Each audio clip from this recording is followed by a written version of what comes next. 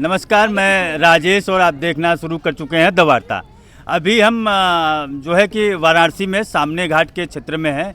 ये घाट पे हम यहाँ आए और ये बच्चे जो है कि पढ़ते हुए छोटे छोटे बच्चे, शाम को एक जो है कि स्कूल लगता है और ये छोटे छोटे बच्चे पढ़ते हुए मिल गए। यहाँ पे कुछ लोग हैं जो इनको जो है पढ़ाते हैं। स्कूल के बाद जो इस तरह के बच्चों को पढ़ा के मुख्य धारा में इनको जो है कैसे लाया जाए, ये मदद करते हैं। क्योंकि आजकल कोचिंग विद्यालय में पढ़ाई नहीं होती, तो कोचिंग जाने के लिए तमाम जो है कि व्यवस्था लगती है, बच्चे को कैसे आगे ले जाया जाए। लेकिन इसी शहर में कुछ ऐसे लोग भी रहते हैं जो कोचिंग को अफोर्ड नहीं कर सकते। वो अपने खर्चे जो है कि किसी तरह चलाते हैं यहाँ रह के, और कोचिंग को अफोर्ड नहीं कर सकते। तो एक बड़ा सुंदर ही प्रयोजन जो है मुकेश जी के द्वारा जो है चलाया जा रहा है। हमें पता चला, तो बैठिए, तो पता चला तो ये मुकेश जी हैं। इनके द्वारा जो है कुछ बच्चों को जो इस तरह के हैं, जो फाइनेंशियली वीक हैं, जिनके पेरेंट्स, उनके बच्चों को पढ़ा के मुख्य धारा में कैसे लाया जाए, उसके लिए इन्होंने प्रयास किया। तो हम इनसे बात करते हैं कि ये जो आपने शुरू किया, एक बार मैं आया था तो बच्चे नीचे ही बैठते थे, लेकिन अभी मैं आया हूँ तो देख रहा हूँ कि इनको जो है कि दरी जो है मिल गई है। तो लगता है कि समाज के द्वारा जो है कुछ सहयोग होता है। तो हम आइए मुकेश जी से समझते हैं आखिर कि इसका क्या जो है कि कैसे चलता है, इसका क्या जो है कि व्यवस्था है, ये कैसे चलाते हैं और इनको क्या और सहयोग चाहिए कि और अच्छा कर सकें। तो मुकेश जी बताइए, बहुत बहुत आपको जो है कि बधाई हो कि आप इस तरह का विद्यालय चलाते हैं। तो ये चलाने में आपको किस तरह की समस्या का जो है कि सामना करना पड़ रहा है? देखिए, समस्या क्या, पहले तो आपके चैनल के माध्यम से सभी सुनने वाले को मैं दिल से धन्यवाद देता हूं, प्रणाम करता हूं। मैं बताऊं कि ये छोटी सी आशा चैरिटेबल ट्रस्ट है और इसकी फाउंडर हैं निकिता जी। ये गुजरात में इसका 3 जगह सेंटर है और चौथा सेंटर ये वाराणसी में है। ठीक है, हम गंगा तट पे डेली 5:30 बजे से 7 बजे तक गरीब बच्चों को निःशुल्क शिक्षा देते हैं। ये ऐसे परिवार से हैं जैसे फल बेचने वाले, सब्जी बेचने वाले, जूता पॉलिश करने वाले ये बच्चे हैं जिनकी मतलब स्कूली सिस्टम जो है उतना बेहतर नहीं है। यहाँ हम स्किल डेवलप की बात करते हैं, शिक्षा की बात करते हैं। जब शुरू में आप हमसे मिले थे उस समय हम बच्चों को जब पढ़ाते थे तो बिछाने के लिए इनके पास मैट नहीं था। तो ये जनता के सहयोग से चलने वाली चीज़ें हैं और आपके चैनल के माध्यम से मैं बोलूँगा कि जो लोग भी सुन रहे हैं, जिनको लगता है कि समाज के लिए हम कुछ बेहतर कर सकते हैं, समय या संपत्ति, तो उनको इस संस्था से जुड़ के कुछ बेहतर करना चाहिए। अभी बच्चों को हमने मैट दिया, बैग दिया, 60 बैग 60 मैट दिए। अभी और भी बच्चे हैं जो हमसे जुड़ना चाहते हैं। जी, हर रोज़ 2-4-5 गार्जियन आते हैं, बोलते हैं सर हमारे बच्चों को भी पढ़ाइए, लेकिन उनके लिए कॉपी किताब बैग ये सब अभी हमारे पास नहीं है कि मैं उनको दे सकूं। जैसे जैसे ये चीज़ें बढ़ती जाएगी वैसे बच्चों की संख्या बढ़ती जाएगी। अभी हमारे पास 50 से भी ज़्यादा बच्चे हैं और 5 से 7 टीचर हैं। ठीक है, तो अच्छी पहल है, अच्छा सोच है और मुझे लगता है कि लोगों को भी जुड़ना चाहिए तेज़ी से, ताकि छोटी सी आशा चैरिटेबल ट्रस्ट को उत्तर प्रदेश के और ज़िलों में अपना सेंटर खोलना अच्छा लगे और खोले और सभी राज्यों में खुले। ये बहुत अच्छी पहल है।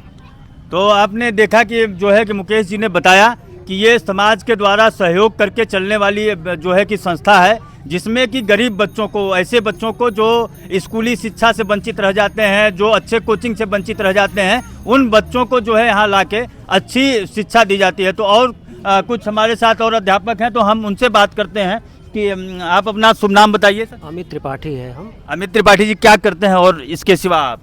इसके सिवा हम अध्यापक थे, फिलहाल हम बीपीएससी की तैयारी कर रहे हैं और तो घर बैठने से अच्छा है कि हम यहाँ आके शाम को कुछ बच्चों में जो है अपना कुछ श्रमदान जो है कर देते हैं, यथाशक्ति जो भी होता है।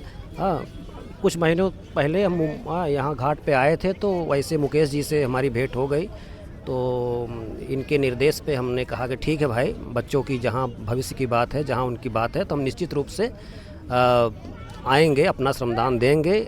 जो भी विद्यादान होगा हम इसमें करेंगे निस्वार्थ भाव से। फिलहाल तो बच्चों को पढ़ा रहे हैं, तो क्या लग रहा है इसमें होनहार बच्चे भी जो है शामिल हैं? ऐसा आपको लग रहा है क्या कि ये अगर हम न पढ़ाते तो ये पीछे रह जाते, ऐसा आपको लगता है? निश्चित रूप से सर, अगर जो है ऐसे ही अगर बच्चों को अगर पढ़ाया जाए, कुछ फाइनेंशियल इशू की वजह से बच्चे जो है अच्छे बड़े कोचिंग में या छोटी भी कोचिंग में वो शहरों में रह के वो नहीं जा पाते हैं यहाँ। तो इसकी वजह से वो बच्चे अगर यहाँ आके कुछ अगर उनको सीखने के लिए मिल जा रहा है, कुछ को करिकुलम एक्टिविटीज़ भी यहाँ कराई जाती हैं, शिक्षा के साथ साथ उनका सर्वांगीण विकास जो होता है, तो उससे उनका निश्चित रूप से लाभ सुनिश्चित है। अच्छा, क्या नाम है आपका? नाम बताइए अपना। मेरा नाम सोनाली तिवारी है। अच्छा अच्छा, सोनाली जी, तो यहाँ आके आपको कैसा लगता है? अच्छा लगता है। अच्छा, अभी तक जब यहाँ नहीं आ पाती थी, घर पे रहती थी, और यहाँ आ रही हैं तो कुछ आपको एक्स्ट्रा चीज़ें मिल रही हैं, मतलब और अच्छा यहाँ महसूस हो रहा है पढ़ाई के प्रति? हाँ। अच्छा अच्छा, यहाँ पढ़ के अच्छा लगता है लोगों के साथ? हाँ। अच्छा, आपका क्या नाम है? खुशी पांडे। अच्छा खुशी जी, तो किस क्लास में पढ़ती हैं? 6 में। अच्छा, तो यहाँ आके कैसा लग रहा है आपको? अच्छा लग रहा है। अच्छा लग रहा है। तो सर लोग पढ़ाते हैं तो अच्छा पढ़ाते हैं? हाँ। अच्छा, तो आप और लोगों से क्या कहना चाहेंगे कि यहाँ आए और पढ़ें? हाँ, आकर पढ़ें। अच्छा, नाम है आपका? नमस्कार, मेरा नाम विकास है। अच्छा, विकास जी क्या करते हैं?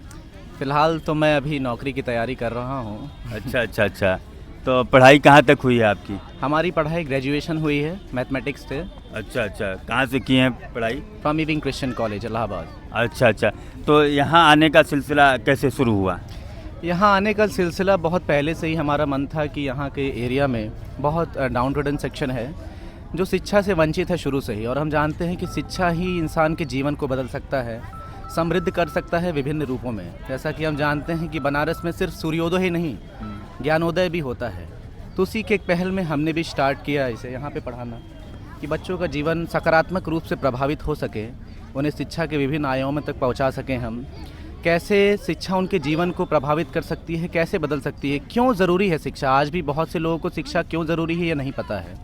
जब आप कई सारे रिपोर्ट्स उठाएंगे, एसर की रिपोर्ट उठाएंगे और बाकी रिपोर्ट देखेंगे, तो आप पाएंगे कि आज भी एजुकेशन सिस्टम इतना बढ़िया होने के बावजूद बच्चे अपनी क्षमता से कम योगदान दे पा रहे हैं। क्लास 8 का बच्चा क्लास 5 की बुक रीड नहीं कर पाता है। क्लास 10th का बच्चा जो नॉर्मल मैथमेटिकल, तो इसका क्या कारण आप मानते हैं? इसका क्या कारण है? आप कह रहे हैं कि करिकुलम ठीक है, व्यवस्था ठीक है, तो इसका कारण क्या आपको लगता है? इसका बात मैं एक ही लाइन में जवाब देना चाहूँगा, जो हमेशा से मेरी प्रेरणा रही है, कि धर्मोपदेश निष्प्राण क्यों हो गए। क्योंकि वो उन सवालों का जवाब देने की कोशिश कर रहे थे जिन्हें कोई पूछ ही नहीं रहा था। तो जब तक बच्चों के भीतर हम क्यूरियोसिटी डेवलप नहीं करेंगे कि वो क्यों सीखना चाहें किसी के बारे में, अगर हमें किसी कंसेप्ट को बताना है तो पहले उनमें जिज्ञासा हमें डालना पड़ेगा, उन्हें जिज्ञासावश पूछना पड़ेगा, उनके भीतर जानने की इच्छा होनी चाहिए, कि केवल किताबों तक वो सीमित ना रहे, स्कूल के करिकुलम तक सीमित ना रहे। तो क्या आपको लगता है कि जो भारत सरकार करिकुलम बना रही है वो बच्चों को उपयोग लायक नहीं है? बिल्कुल उपयोग लायक है। इसीलिए आप देखेंगे कि नेशनल एजुकेशन पॉलिसी 1986 अब धीरे धीरे अब जो भी एजुकेशन की पॉलिसीज़ है वो टीचर सेंटर्ड ना होकर चाइल्ड सेंटर्ड होने लगी है ना। तो आप देखेंगे कि बच्चों के विकास के लिए, उनके भविष्य के लिए सरकार भी पूरा योगदान दे रही है अपना, और हमें भी अपना पूरा योगदान देना चाहिए। तो यहाँ पे जो आप पढ़ा रहे हैं इन बच्चों को, तो क्या लगता है कि समाज से आपको क्या सहयोग चाहिए कि और अच्छा जो है कि आप लोग जो इस तरह के वीकर सेक्शन है, जो कमज़ोर तबका है, जो मुख्य धारा में पढ़ के नहीं जा सकता है, जिसको कोचिंग नहीं उपलब्ध हो पाती है, तो इसमें समाज का क्या सहयोग आपको लगता है कि समाज का सहयोग आपको मिले तो और अच्छा आप लोग कर सकें? यहाँ आकर तो हमने एक ही बात सीखी कि बचपन जब दोस्ती का हाथ बढ़ाता है तो जेब में सिक्कों की खनक नहीं तौलता है। तो आपको जीवन में अपने या समाज में कभी भी एक सकारात्मक बदलाव लाने के लिए पैसों की पहले आवश्यकता नहीं पड़ेगी, आवश्यकता है एक अच्छे विचार की। आप बच्चों से आइए, उनसे मिलिए। सिर्फ बच्चों से ही नहीं है, आप तमाम तरह की काम कर सकते हैं सामाजिक कार्य, जिससे कि लोग, उन्हें क्या ज़रूरत है आपको ये जानना पड़ेगा पहले, है ना। अगर किसी को शिक्षा की ज़रूरत है तो आप शिक्षा दें, अगर शिक्षा से संबंधित पुस्तकें चाहिए तो आप उन्हें पुस्तकें दे सकते हैं। जैसे कि मैं भी यही काम करता हूँ, अगर मैं एक पुस्तक खरीदता हूँ तो पुस्तक 5 से 7 लोगों तक पहुँचती है ना। तो हम देख सकते हैं कि एक ही पुस्तक 5-6 लोगों के जीवन को कैसे प्रभावित कर रही है। तो आप इन चीज़ों का ध्यान दें। नहीं, जैसे कि देखिए, आप जो है एक आम जो वीडियो देखेगा, ये बड़ा आम नागरिक है, ये बताइए कि पुस्तक खरीदने के लिए पैसे की आवश्यकता है कि नहीं है? बिल्कुल है, बिल्कुल। तो पैसा जरूरी है कि नहीं है इस तरह की व्यवस्था को संचालित करने के लिए? ठीक है, कोई पुस्तक दान दे सकता है, कोई दरी दान दे सकता है, कोई पेन दान दे सकता है, लेकिन वो तो ठीक है, उसको जैसे दान देना है देना चाहिए, लेकिन इस तरह की व्यवस्था को, जो वीकर सेक्शन है, समाज में कोचिंग नहीं ले सकता, जिसके घर पे जो है कि पैसा नहीं है, वो अपने पढ़ाई और दवाई में ही खर्च कर सकता है, तो इस तरह के जो है व्यवस्था को संचालित करने के लिए लगातार जो है कि समाज का सहयोग चाहिए कि नहीं चाहिए? बिल्कुल, इस काम में समाज का जो भी समृद्ध तबका है उसको आगे आना पड़ेगा, तभी समाज आगे बढ़ पाएगा, क्योंकि किसी एक के आगे बढ़ने से समाज समृद्ध नहीं हो सकता, सबको ही समृद्ध होना पड़ेगा। क्या शुभ नाम है आपका? मेरा नाम अश्विनी है। अश्विनी जी, करते क्या हैं आप? मैं इंग्लिश पढ़ाता हूँ और कोचिंग पढ़ाता हूँ। अच्छा, इंग्लिश कहाँ पढ़ाते हैं? यहाँ पे पढ़ाता हूँ। और कोचिंग कहाँ पढ़ाते हैं? कोचिंग मेरा रामनगर में है। अच्छा अच्छा अच्छा अच्छा अच्छा। तो यहाँ पे कब से आप आ रहे हैं? मैं यहाँ पर करीब 1.5-2 महीने से आ रहा हूँ। अच्छा, यहाँ पे आने का प्रक्रिया आपको कैसे लगा? कैसे, क्या घूमते हुए आए थे कि कोई आपको मुकेश जी के संपर्क में था, तभी मैं आया। मुकेश जी बोला कि यहाँ पर आके दीजिए समय, अगर आपके पास समय है तो, क्योंकि बच्चों की ज़रूरत है। आज की समस्या ये है कि बच्चों को इंग्लिश ज़्यादा आता नहीं है। अगर इंग्लिश बच्चे सीखेंगे तो वो ठीक से बोल पाएंगे, लिख पाएंगे, फिर पढ़ पाएंगे। क्योंकि सबसे बड़ी समस्या है कि लोग बच्चे यहाँ पर हिंदी बैठते हैं और हिंदी के अलावा इंग्लिश उनको बोलना नहीं आता अच्छे से, तो इंग्लिश पर फोकस करना बहुत जरूरी है। और मुझे इंग्लिश आती है थोड़ा अच्छे से, तो मैं बच्चों को अच्छे से सिखा लेता हूँ। अच्छा, तो क्या लगता है कि इस तरह के जो संस्था है ये संचालित होनी चाहिए और इस पे लोगों का सहयोग होना चाहिए? बिल्कुल, लोगों के सहयोग से ऐसी संस्थाएं संचालित होती हैं जिससे बहुत से बच्चों का कल्याण होता है और बच्चे आगे बढ़ेंगे। तो बच्चे क्योंकि देश का भविष्य होते हैं, और देश का भविष्य अगर सुधरेगा तो समाज में उन्नति होगी और सबका भला होगा। क्या नाम है आपका? मेरा नाम श्रुति है। अच्छा श्रुति जी, करती क्या है, इसके सिवा क्या करती हैं आप? मैं अभी बीएड कर रही हूँ। अच्छा, बीएड कर रही हूँ। तो यहाँ पे आने का कैसे सिलसिला शुरू हुआ?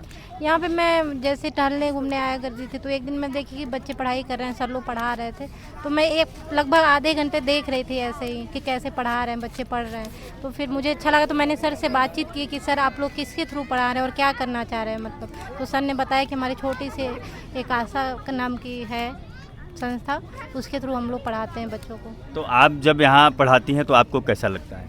मुझे अच्छा लगता है। मैं अपना जो समय शाम का जो घूमने फिरने में, जैसे रोज़ टहलने निकलती हूँ 6 से 7 बजे तक, मैं सोचती हूँ जो भी समय है थोड़ा बच्चों के लिए, जो नहीं पढ़ पा रही, थोड़ा वो जो मुझसे हो पाता है मैं कोशिश करती हूँ वो सीख पाएँ नई चीज़ें या जो भी, बस। तो आपको अच्छा लग रहा है, तो ये सोसाइटी का इस पर कुछ ध्यान होना चाहिए। इस तरह की जो व्यवस्था आप लोग चला रही हैं, तो सोसाइटी को इस पर ध्यान देना चाहिए। बिल्कुल, हम जितने लोग भी पढ़े लिखे हैं उनको की एक जिम्मेदारी बन जाती है कि जो नहीं पढ़ लिख पा रहे हैं अपने थ्रू जिस भी तरह से हेल्प कर पाएँ पढ़ने के, या इकोनॉमिक्स, मतलब बहुत लोग इकोनॉमिक्स रूप से हेल्प कर पाते हैं, तो हम पढ़ा पाते हैं। जैसे हम स्टूडेंट हैं तो पैसे से आप जैसे श्रमदान दे रही हैं, तो कुछ लोग जो है कि धन दान भी दे सकते हैं। बिल्कुल, जैसे कोई किताब ही दे दिया, कोई पैसे दे देता है कि मतलब संस्था को कि पैसे की मदद कर दे, जैसे भी देना चाहे दे सकता है। चलिए देखिए, हमने आपको बात कराई और ये छोटे छोटे बच्चे जो है कि यहाँ पे पढ़ रहे थे, छोटे छोटे बच्चे जो है कि यहाँ पे पढ़ रहे थे। आप देख सकते हैं ये गंगा किनारे, पीछे आपके रामनगर का किला है और ये नदी का किनारा है। ये छोटे छोटे बच्चे जो है यहाँ पढ़ रहे थे और मैंने जो पढ़ाने वाले लोग थे उनसे मैंने आपकी बात कराई। और अगर आपको ये वीडियो अच्छी लगी, आप वीडियो देख रहे हैं, तो इस तरह का कहीं भी कोई कार्यक्रम चल रहा है तो उसमें समाज का सहयोग होना ही चाहिए। निश्चित जो है बिना समाज के सहयोग के कोई भी काम जो है इस तरह का नहीं होता है। तो आप अगर ये वीडियो देख रहे हैं, वीडियो आपको अच्छी लग रही है, तो वीडियो को ज़्यादा से ज़्यादा लोगों तक शेयर करिए। अगर चैनल पे नए हैं तो चैनल को सब्सक्राइब करिए। मैं राजेश, कैमरामैन आशीष के साथ, आप देखते रहिए द वार्ता।